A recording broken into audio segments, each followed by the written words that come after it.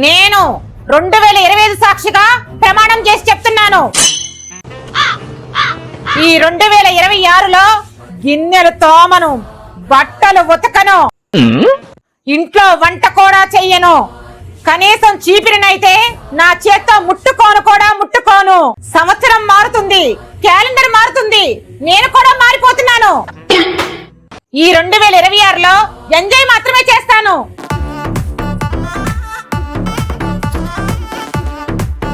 One second. నేను 2025 సాక్షిగా ప్రమాణం చేసి చెప్తున్నాను, 2026లో నా భార్యకు బట్టలు కొనివ్వను, బంగారం కొనివ్వను, బ్యూటీ పార్లర్ కి ₹1 కూడా ఇవ్వను. సంవత్సరం మారుతుంది, క్యాలెండర్ మారుతుంది, నేను కూడా మారిపోతున్నాను. ఆ డబ్బుతో నేను ఒక్కడినే ఎంజాయ్ చేస్తాను. వద్దండి, నేను ఇంట్లో